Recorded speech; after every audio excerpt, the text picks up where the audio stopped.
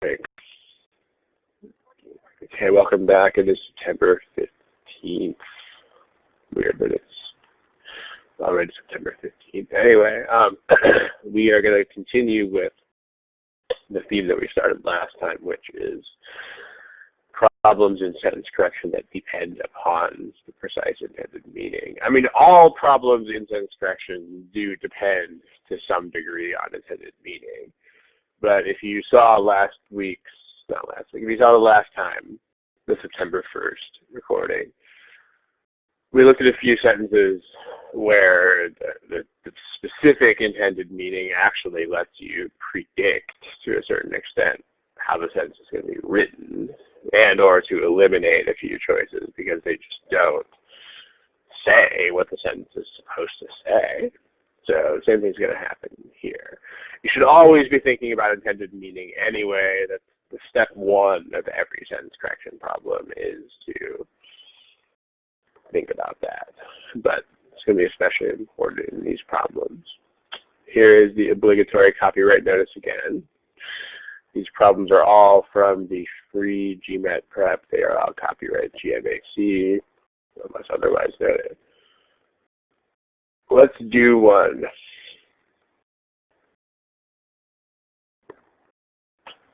Here is problem. Remember where the multiple choices are. Please do not try to answer the question in the chat. Please answer the question here in the multiple choice area.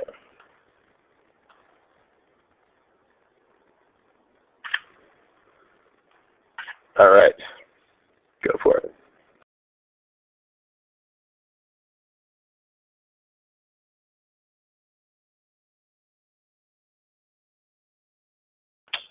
Okay, let's pick something here. If you don't have an answer yet, please pick one. All right. So remember what today's theme is. Today's theme is that, talking about using the precise intended meaning of the sentence. So when you do sentence correction, remember what the first thing that you should do is. You should look at the sentence itself, and you should establish what the sentence is supposed to say. And in general, as a guideline, I find this is actually a very good barometer of whether you are thinking about sentence correction in the right sort of way, too. You should actually spend more than half the time here on the original.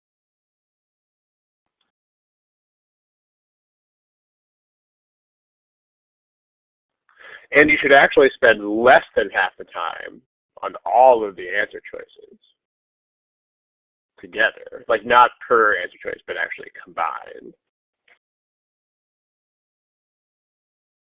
Less than half the time here.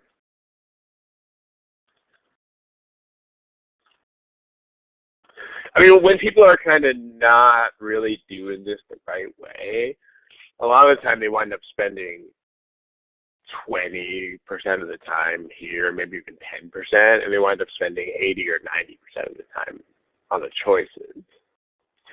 If that's what you guys are doing, it means that you are not spending anywhere close to enough time on the original sentence and establishing exactly what it's supposed to say. Because remember that, like, when you discover a split in the answer choices, you should never have to think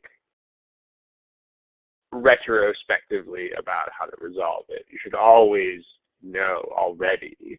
If there's a meaning issue that goes into that split, you should always know what the relevant meaning is. So keep that in mind. But let's talk about how this works. Before we talk about this, let me just pull out a couple of sentences from parallelism unit here. Right, you'll see some sentences show up on the board here in a second. You'll see two pairs of sentences on the board.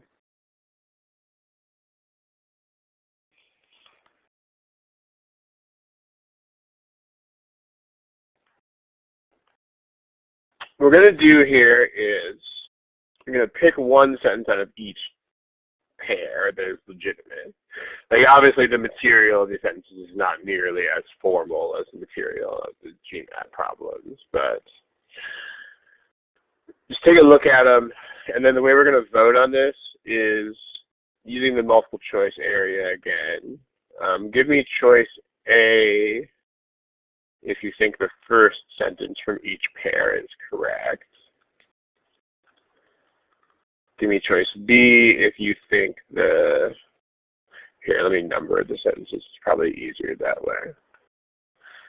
1, 2, 3, 4. Give me choice A if you think that number 1 and number 3 are correct.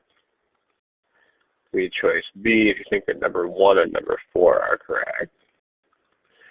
Give me choice C if you think that number 2 and number 3 are correct. And give me a choice D if you think that number 2 and number 4 are correct.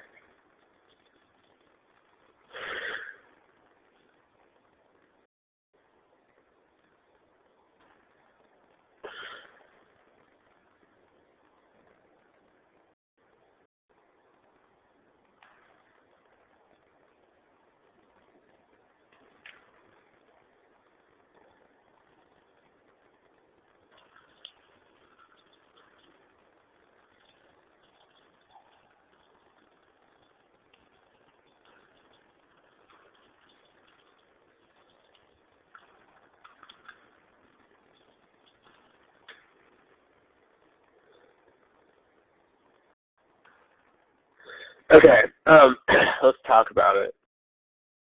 So remember, the intended meaning is always the first thing. I mean, this is not, if you thought this was the quant section, then you might pick something like A. Let me know if you guys understand. Yeah, I mean, give me a smiley face if you understand what that comment means. Like this is the choice. This is what you would pick if you thought this was the quant section. I mean that's wrong. It's not 1 and 3. But give me a smiley face if that makes sense as a comment.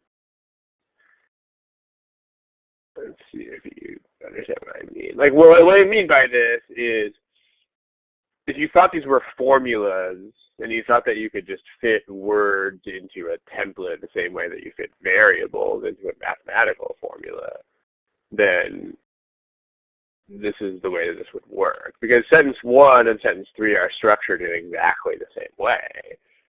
So if this were a quant section,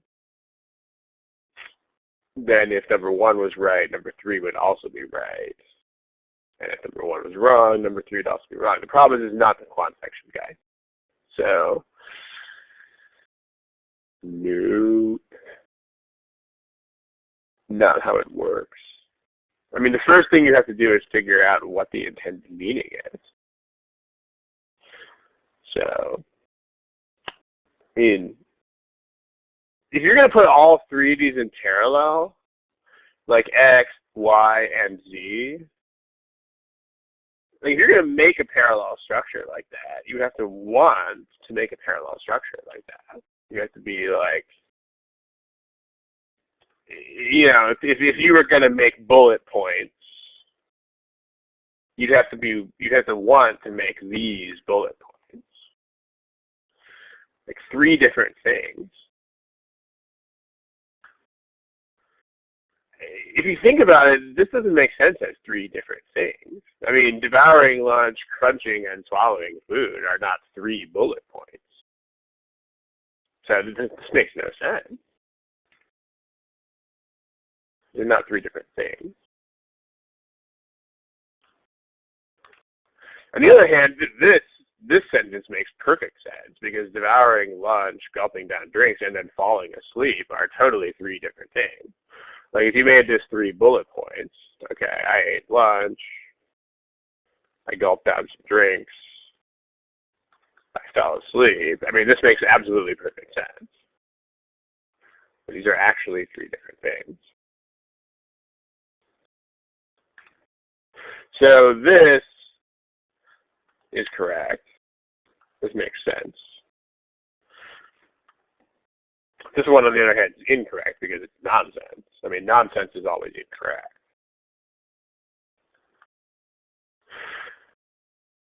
Smiley face, if that makes sense.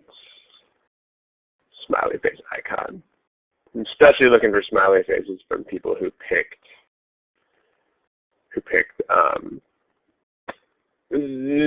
someone's asking a question about, I don't know what incomplete phrase means, but there are no grammar issues in any of these sentences. I mean, these are all, if you were the green squiggly line in Microsoft Word, you would think that all of these sentences were fine because there are no grammar issues with any of these. I mean, the issues are the intended meaning is not conveyed.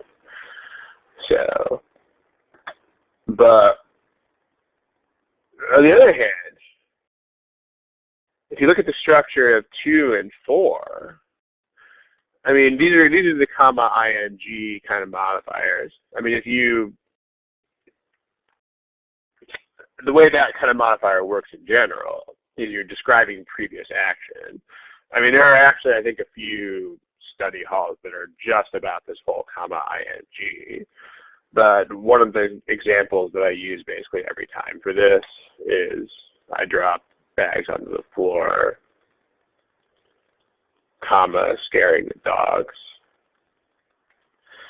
So if you know how that sentence works, then you understand how comma ing works. So comma ing describes the previous action. This is an extremely useful modifier because the point of this modifier is that it's not just describing a noun. I mean, if you want to, like if you think about the point of this sentence, the point of this sentence is that none of the nouns here scare the dogs. I mean, the floor definitely doesn't scare the dogs. Dogs like floors. And I didn't scare the dogs personally, but my action of dropping the bags did. So, comma ing describes this action.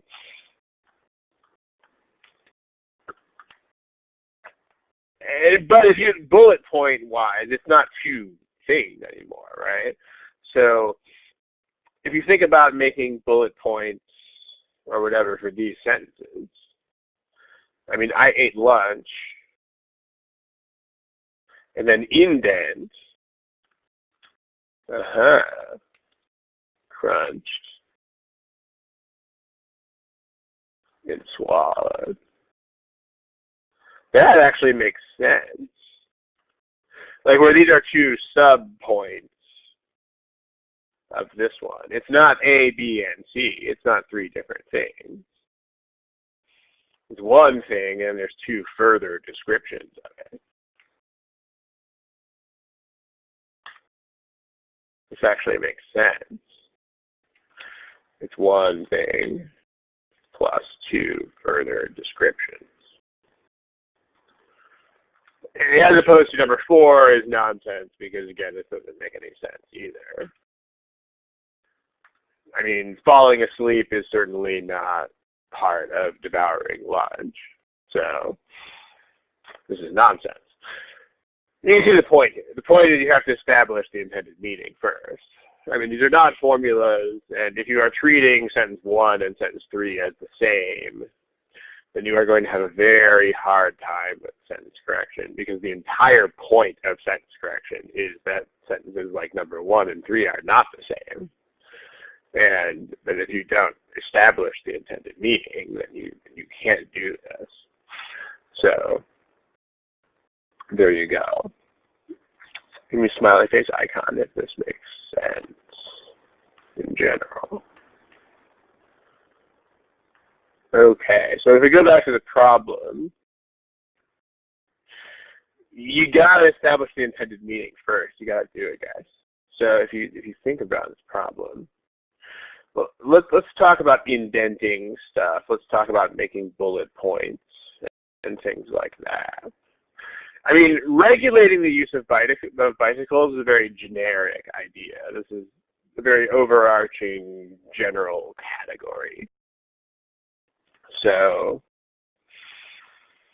it's not regulated and mandated and required. And so I mean, like these are not all bullet points. Like if you tried to put all of these in parallel, like if you tried to make the sentence like this, if you tried to think of it as regulated, mandated, required, and granted, I mean, then you would get nonsense. In the same way you would get nonsense if you thought falling asleep was part of eating lunch. It just doesn't make any sense. If you think about the relationship here, I mean, regulating bicycles is kind of its own thing. And then these other things are ways of regulating bicycles. Like this is a way of doing that. So is this. And so is this. I mean, if you think about this might not seem at first to be bicycles, but if you think about granting pedestrians right-of-way, if you think about who they actually have to restrict in order to do that, they have to restrict bicycles. Like granting pedestrians right-of-way means telling people on bikes to get out of the way of pedestrians. So there are three things that should be in parallel here. Exactly three, which are those three. So these three things. In the same way that crunching food and like swallowing are those should be parallel, but not eating lunch itself. So these three should be parallel. Give me the smiley face if that makes sense. Mandated, required, granted. Those are the things that should be parallel, and they should not be parallel to regulated use of bicycles.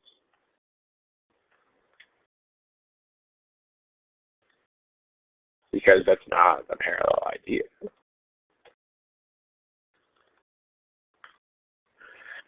So, not sure what you are saying about wood. Perhaps you can include some more detail about that one. So if you look at those three, just look at those three words. You want mandated, required, and it granted. So it granted is not parallel in the first place. That's not how it works. So that violates parallel structure.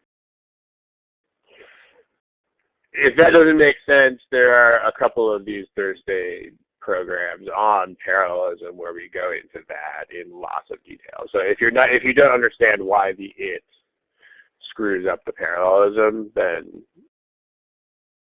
check out those other sessions on parallelism itself. But also, you don't want regulated to be in parallel with those. So it's also bad for that reason. I mean, you don't want this in parallel. So, nope. Okay. Mandated, required, comma, granting. That's not parallel. Mandated, required, and it granted. Nope.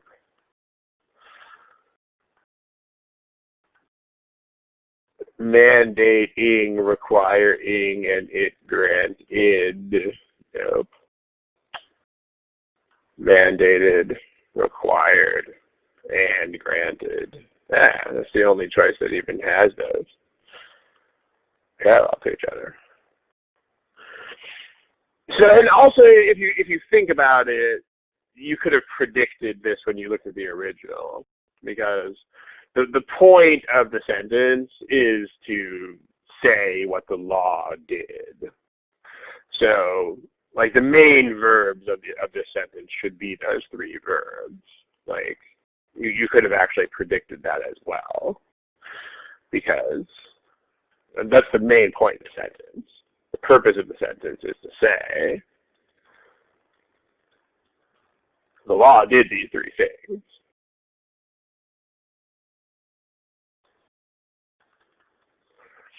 So you should actually have those three as the main verbs of the sentence. And then the blue thing should be a modifier.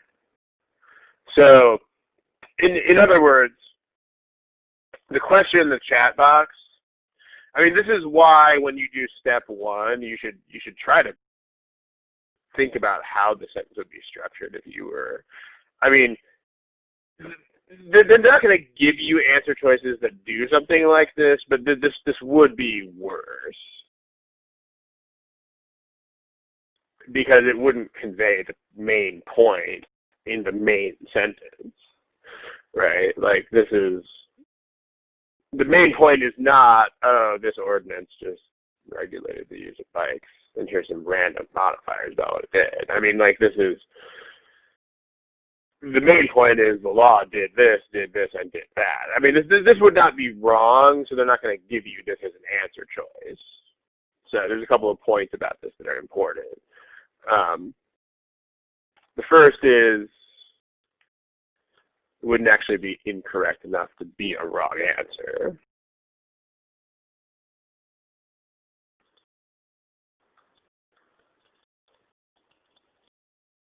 But it's bad writing. They're not going to give you bad writing in the right answers. So the more important point here is, do not make up your own answer choices to these problems. Don't do it.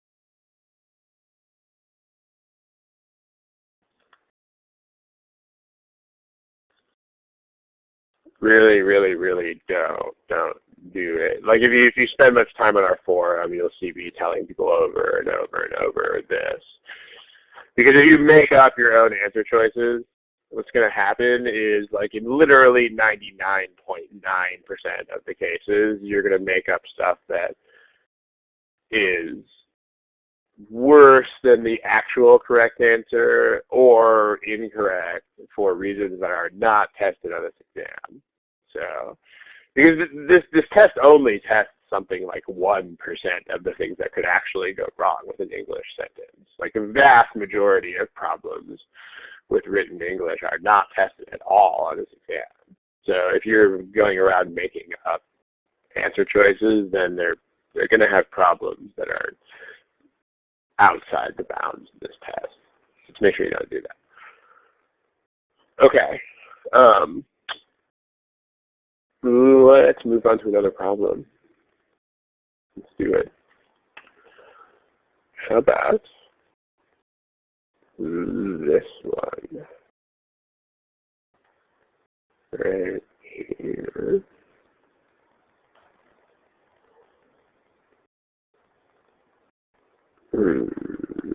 How about this one?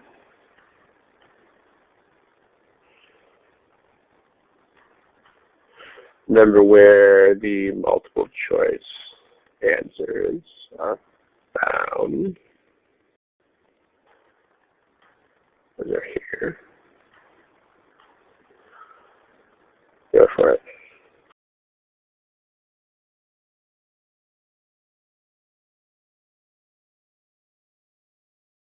Okay, let's talk about this. Remember what you should do? You should figure out what the intended meaning is first. I mean, basically they found this skeleton, right? And, like, the skeleton is really small. In fact, skeleton is so small. Like, what's the point? What's the intended meaning here? Tell me in the chat. The point of the sentence is what about the size of this skeleton?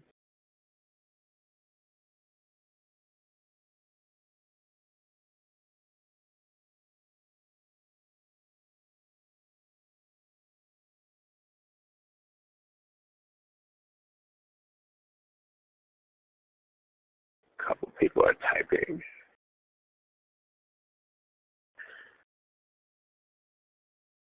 Yeah, Cynthia says that it's different. Yeah, the point is that it's so small. Like, I mean, the size is so different from normal human skeletons that scientists actually are like, yo, this is a different species entirely. So, right? That's the point. The point is that this skeleton is so small that scientists say it's a different species. I mean, there's also, you have to know this whole construction of so small that something happens. But this is a pretty, they use the word idiom for these kinds of constructions where certain words are just paired with certain other words because they are. But this is pretty basic, and the kinds of idiomatic constructions that this exam tests are going to be basic like that, like so small that. If you are familiar with English on any sort of significant level, you're going to know that construction, right? But this is the point. The point of the sentence is that the smallness of this skeleton is so much of a thing that scientists are like, dude, it's a different species. Ha. And you can also notice this too. So you have to have a bat in there somewhere. This is a pretty basic construction. So it's so small that some intelligence have made this argument. In fact, if you realize that before you even go to the choices, you know that you have to have this. And that's enough to knock out everything except the correct answer. It's so small. This is grammatically, this is a modifier, right? So small that there's no such thing as so small and so something. And there's also no they.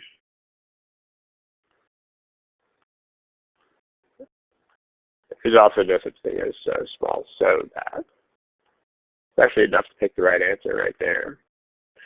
But the point is that you don't even need the answer choices to do that. If you just understand what the point of the sentence is, you already know this is going to happen. It's going to have to be, okay, this thing is so small that blah, blah, blah, blah, blah. That's just how it works. Neato. And of course you have to be familiar with this kind of construction, but I'm sure you are. If you are processing formal language on the level of this exam, you should definitely know. So small that, blah, blah, blah, blah, blah. Any questions about this? Now I can do another one. Let's do another one. Let's see. How about this problem? Compared with and compared to, there's actually no difference. There's no significant difference at all. Those are basically equivalent to each other. So, all right, try this problem. Don't forget to use the multiple choice option. Yeah. That's not it.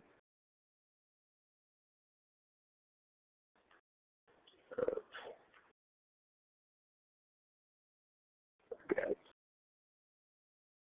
Where's the multiple choice option?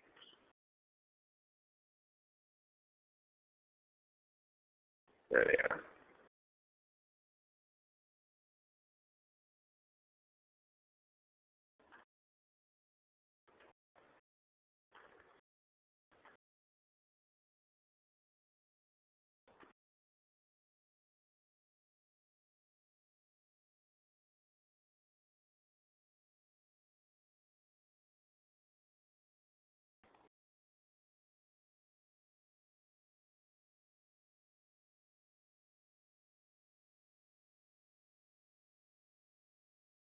Let's pick a choice.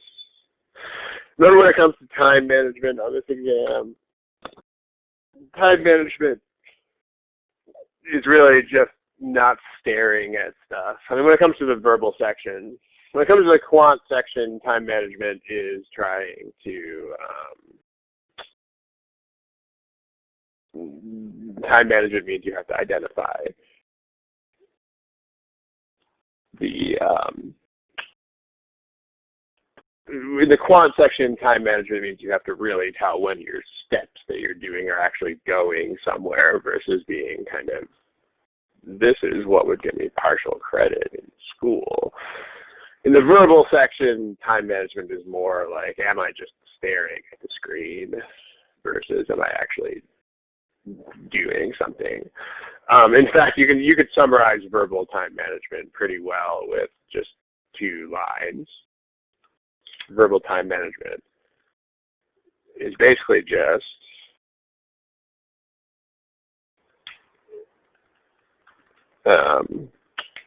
looking at things is bad, but looking for things is good. Meaning if you're looking at the words and you're just like, la la la, I'm looking at words, that is bad time management. But if you are actually trying to do stuff with those words, like if you're looking, when you're up here, you should be looking for exact intended meaning. And then when you're looking at the answer choices, you'd either be looking for a decision point, like an actual systematic difference, or you should already have a decision point in mind and you should be trying to resolve it. But there should always be an objective. Like if someone stopped you and said, what are you doing with those words right now? You should have an answer to that. So let's talk about it. Okay. What's the point of the sentence? I mean, the ideas in the sentence are, you've got creating farmland, you've got giving consumers cheap houses and furniture,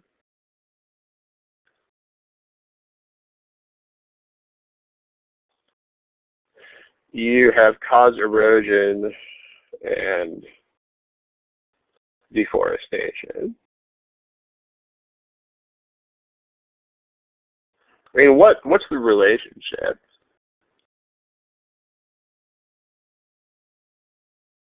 How would you guys summarize? Tell me in the chat box. How would you summarize the actual relationship among these 3 ideas?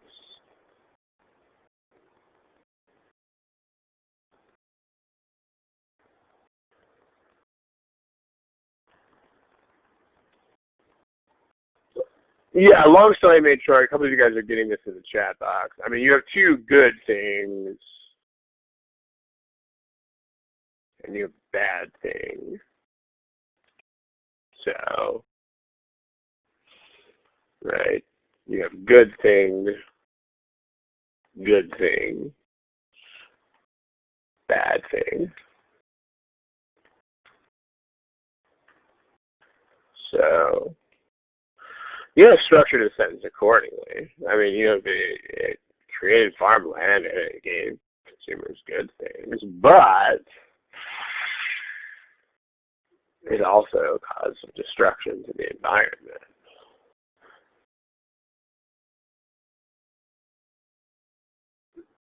In terms of structures, like the things you have in these sentences, you have to know what these things do. I mean, what does not only but also do? Like what is the point of that? Does that create a contrast?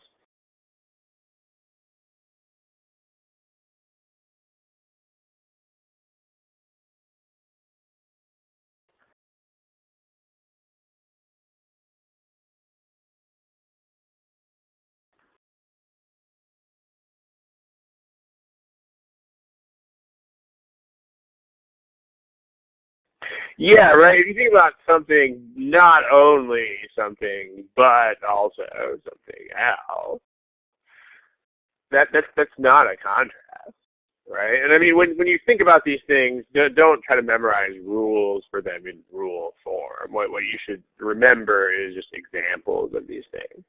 Like if you said something like, "My wife is not only brilliant, but also beautiful." I mean, that's a typical sentence that uses that kind of construction.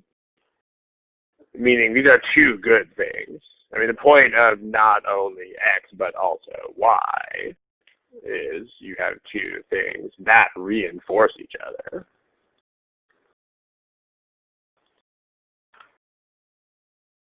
That's the point. As opposed to the word but, which is, I mean, the word but normally does what the word but does. I mean, these things, you can have the also there as an extra bit of emphasis, but if the not only isn't there, then this is what the word but is normally used to do. It's just to create a contrast, right? So, X, but also Y. I mean, this is your normal use of but to create contrast. So sure. Okay. I mean, we need a contrast here. We need two things that are good and one thing that is not good. So A and B make no sense because it's not a bunch of positives and it's not a bunch of negatives.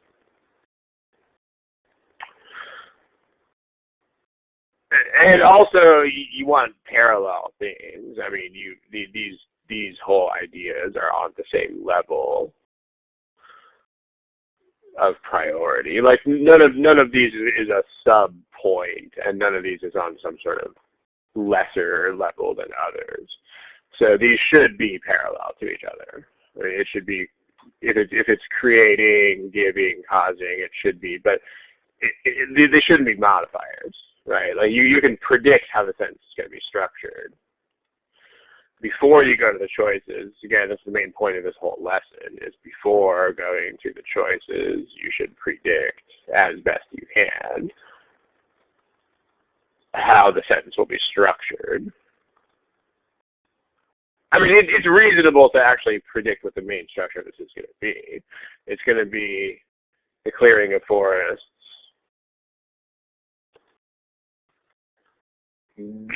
created farmland. These should be the main verbs of the sentence. They shouldn't be modifiers because they are the point of the sentence. It created farmland and gave consumers stuff, but also, there might be the also, there might not be the also, but caused bad things in the environment. You should actually be able to predict this before you even set eyes on the answer choices. Created farmland, gave consumers stuff, but caused bad things in the environment. So if you look at the remaining choices, I mean, notice clearing is not, clearing is a noun here. If there was a word like clearage or clearation, then it would be that instead. But this is a noun for a process. So these don't make sense as modifiers. You don't want those to be INGs. I mean, the clearing of forests created stuff and gave consumers stuff, but also caused absolutely D makes sense.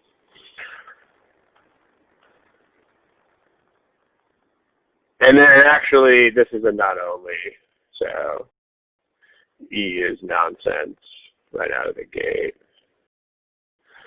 So we can also ignore E, because E is nonsense. Nonsense that makes no sense. How about that? And again, the point that we made before about relative time spent. I mean, when you look at the original sentence, you should already have figured out all of this. This should be in your head, all of this stuff in the blue box. This should all be in your head before you even look at the answer choices.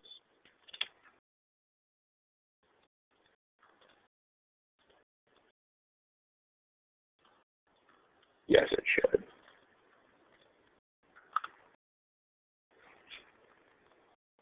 Cool. Okay. Let's look at another problem.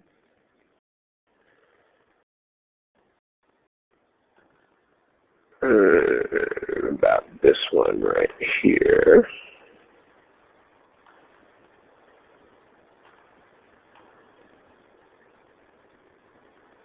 There you go. Don't forget where the multiple choice answers are found. Those are found here.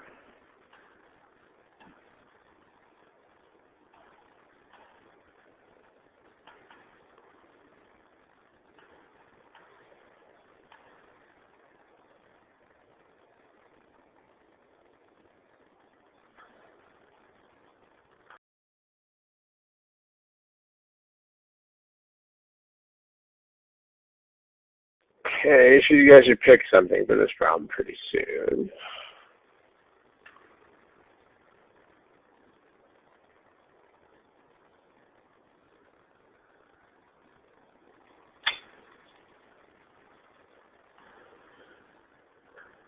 And with sentence correction, remember the approximate size of the problem in terms of literally how many words are on the screen should give you some idea what is a reasonable amount of time to take. I mean, if you are still staring at this after this long, then there's kind of an issue there. But let's talk about this. What does research indicate?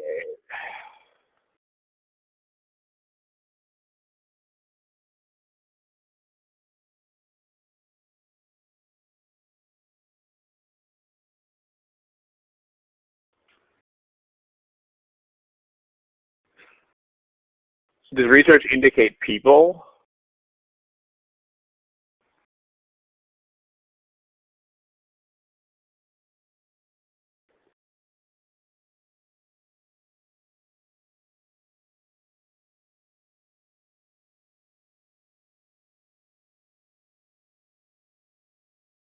Yeah, it indicates that something happened, right? Now, if you think about this, in terms of the precise use of words here, you might have to glimpse the answer choices to think about this. But if you look at the way A and B are constructed versus the way that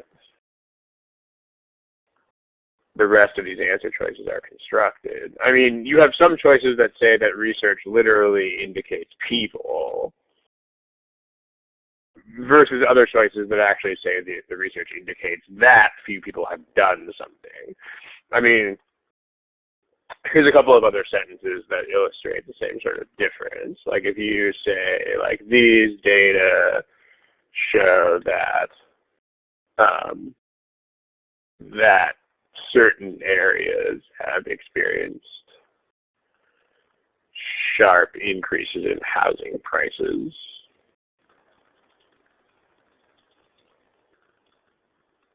Versus this map shows certain areas that have experienced sharp increases in housing prices. I mean, like, think about the difference between these things. Like, these data show that certain areas have experienced stuff. That blah, blah, blah, blah, blah, blah, blah is this fact, right? They show that a certain fact is true.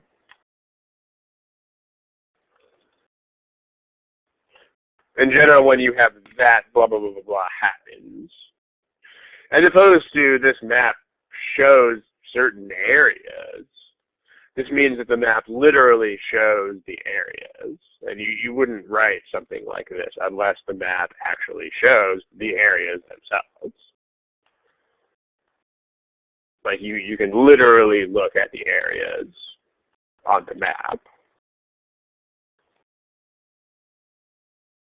You can actually look at them.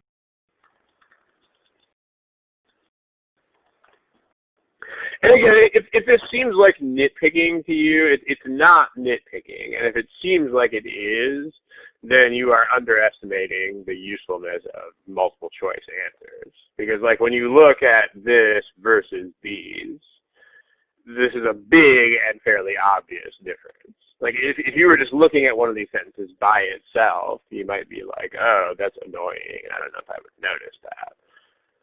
But if you're looking at these choices versus those choices, you can very readily notice this difference, right? I mean, you are not indicating people. So these two choices don't make any sense because that's not the point.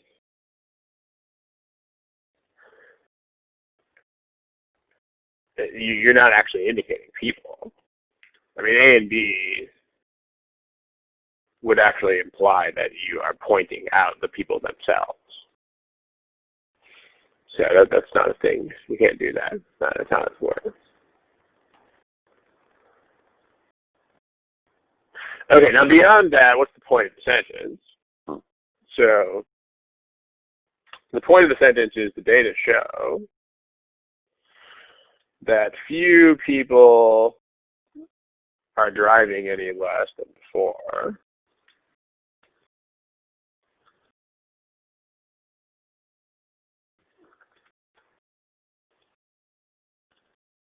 And also the data show that few people are making fuel efficiency a priority. I wonder how old this sentence is because actually, interestingly enough, a lot of people are making fuel efficiency a priority. Like one thing that is very noticeable if you drive around California, at least, is how much smaller cars have gotten in the last 10 years or so. But this sentence must be from like 10 or 15 years ago. But in any case, this is what the sentence is saying. Notice how you don't write this stuff because few is already a negative. So if you are like few and little and words like that, they work the same way as other negatives, like no. In other words, what you don't write is you don't write something like this. You don't write few people are not making fuel efficiency a priority. If your native language is something like French or Spanish or Italian or Catalan or one of those European languages, you're going to have to pay attention to this. Because the way that negative constructions are made in those languages is actually like this. Like in those languages, you actually write double negatives as a standard. Like in French and Spanish and those languages, you literally write things like no one is not doing this. Or few people are not doing that. But that's not how English works. So if your native language is, if you're from Western Europe, you need to pay a special amount of attention to this.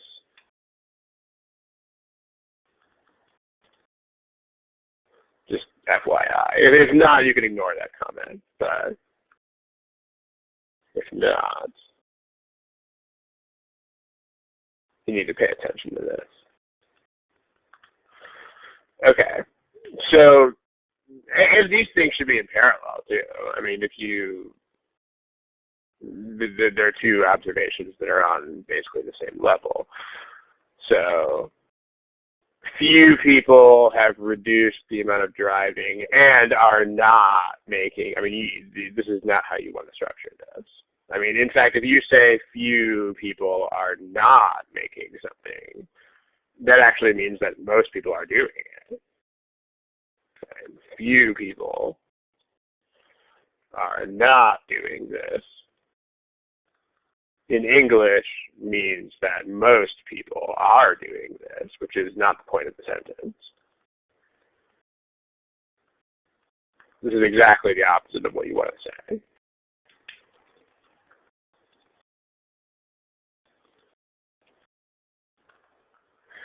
So, nope, that doesn't make any sense. As opposed to E, which actually says what we want to say. I mean, few people have done this, and few people have done that.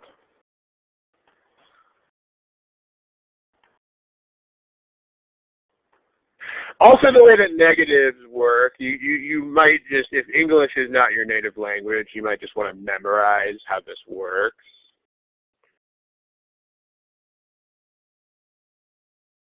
There's two, if you have more than one thing in your negation, pay attention to how you would write these things. Like, I don't have money and I don't have a job. You could also write, I don't have money or a job. This is how you write negations of more than one thing in English. So if you're going to write the entire negations, you would connect them with and. But if you're going to write them, if you're going to write just one negative, then you actually connect them with or. I mean, you actually don't have to have this memorized for this problem because you can cross out D for saying exactly the opposite of what you want to say. But you should know that this is how you would do this. Like you don't write I don't have X and Y. That's not a construction with a single meaning.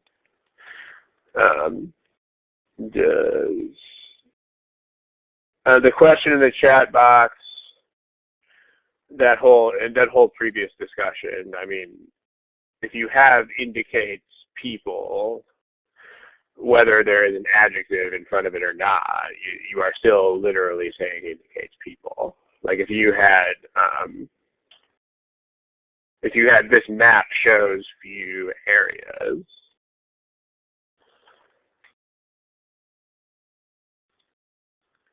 this would still mean that a map is literally showing areas physically, just not very many of them. That's what it would mean. So, but this would still be physically showing areas.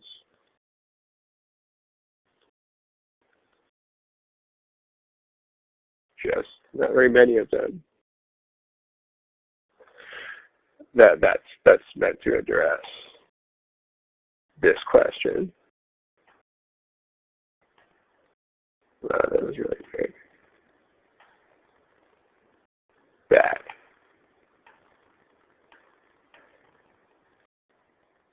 Okay. And then C, no one actually picked C, but C is not parallel, right? You want these two things to actually be in parallel, reduced, made. And C does not put those in parallel. I mean, you have this weird ing thing going on here versus that's a verb. So that's not a thing. All right. Yeah, Manoj in the chat box is using programming symbols for negation, but that's basically the idea of how you would write that if you this sort of thing. I mean, again, however you want to memorize that. Like if you it wouldn't make any sense if you wrote the word and here, because it would be unclear what that meant. It wouldn't be clear whether you meant this or whether you just meant like, I don't have both of these. So, but just know that this is how you write negations of more than one thing. Okay, let's do one more of these. Let's do it. Let's see what we got here. We have one more problem. Boom. Don't forget where multiple choice answers are found. Those are found here.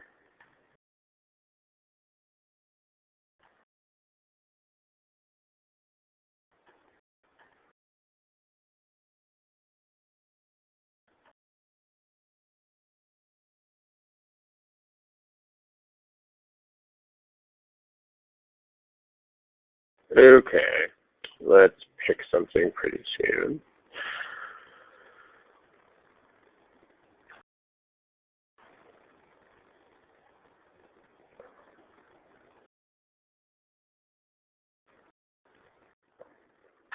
Remember, it's mostly the middle of the alphabet, the M and N names that are not picking answers yet. But how this exam works, you can't not pick stuff. So please pick stuff. Okay. So what's the intended meaning of the sentence? I mean, remember, you should always be able to establish the main relationships in the sentence before you look at the choices. So what should we be able to figure out here before looking at the choices? Well, we got a couple of things, we got a couple of ideas in the sentence. You got these two relationships. You have, let's color these. Your land area is about the same as England's area. So you have 4 million people. I mean, England has a lot more than 4 million people. In fact, Great Britain is not just England. But, I mean, all of Great Britain has a lot more than 4 million people. You probably know that. At least if you don't know that, you should. So, I mean, Greater London itself has several times that many people. So this is a contrast. Like, same area, but a much smaller population. So these two ideas should be parallel, but in contrast. Parallel, but contrasting ideas.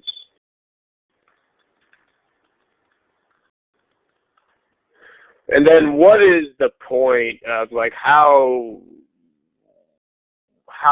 does this yellow thing relate to the rest of the stuff?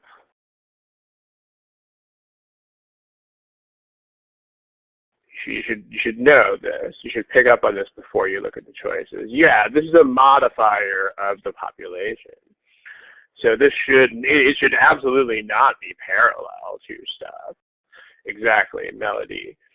This should be a modifier of the 4 million people, or this should modify population or 4 million people. It definitely shouldn't be parallel to any of those things. So if you think about and, I mean, it's not and. That makes no sense. Because it's not. These are not separate ideas. I mean, again, just to make sure that you guys are thinking carefully about this when you notice these kinds of differences. I mean, you might not notice these differences if you were just randomly looking at random sentences. But when you have 2 choices that say and 3 choices that don't, that means that these 2 are supposed to be separate ideas. and these three are not. I mean, just remember that the point of and is specifically that you are not modifying something. It means that you are saying these are separate things. So, okay. And then where is not the right kind of modifier? I mean, this is not a place. So that choice has its heart in the right place. Like, that is a modifier, but it's just not a modifier that makes sense. So we don't want that either.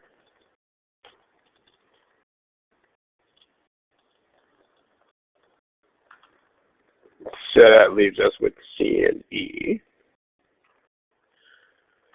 If you think about these things, I mean, C, nobody even picked C because you can probably look at C and realize how awful it is. But there's no parallelism between these, apart from how weird this is to start with. I mean, with a population of, I mean, what is this trying to be parallel to? I'm not even sure. But those are not parallel, so you can get rid of it on those grounds. Because remember, you have a land area. That's part of that construction. It has to be a land area about as big as some other area, but a population, how those are actually parallel to each other. Look at that. Those are contrasting ideas. Those are properly parallel to each other. We want that. Parallel but contrasting ideas. There's our winner. And then you do have this modifier as well. The modifier is perfect. You have many of whom, which correctly describes the people in Laos. It's also perfectly done. I mean, you don't even need to look at that once you've eliminated the other choices, but that's just further confirmation that you are right. But notice, these things you should figure out before you even look at the choices. You should firmly understand that I need to have parallelism and contrast between these things. A land area is not underlined, too, so you could realize that it has to be a land area, blah, blah, blah, blah, blah, but other noun. You can also make that realization up front. And then, moreover, that this has to be a modifier. So, I mean, that's the most important lesson you should take from this in general, is that you should be predicting all of this stuff before you even touch the answer choices. And again, as I pointed out, you should be spending more time looking at the original sentence than you do looking at all the answer choices combined. And people who are doing this wrong, people who are rushing through the original stimulus, I mean, a lot of those people will spend 90% of the time looking at the answer choices. If you are spending the vast, huge majority of time looking at the choices, then you are kind of doing life wrong here. So just keep that in mind. Okay, that's it. That's what we've got for today. We're actually going to finish about 1.5 minutes early. So what about that? It doesn't make any difference whether the original is correct, because you can still tell clearly that this is supposed to be the point. And I mean, these observations have nothing to do with the original being correct or not. I mean, this is also super important to understand. I mean, this does not depend in any way on having a correct original. I mean, these things should be, these relationships should be just as obvious either way. Like, in other words, regardless of whether the original is correct or not. That should make no difference at all. I mean, the original is using this where modifier as though population was a place, but that's clearly incorrect. I mean, that makes no sense. It doesn't matter what the original does. I mean, these relationships should be clear. So, Sana, if you were here for the first 10 minutes where we talked about the rules, these study halls are not for random individual questions. If you want to submit, if you have an individual question about an individual problem, that belongs on the forum, not here. So the forum is here. That's the address of the forum. So that's where you should submit that. Okay. Gonna kill it. Thanks, guys. And next session, I think, is in 2 weeks. But go ahead and check the website. And thank you. Good afternoon, good evening, good night, good morning, good luck. And we will do this again next time.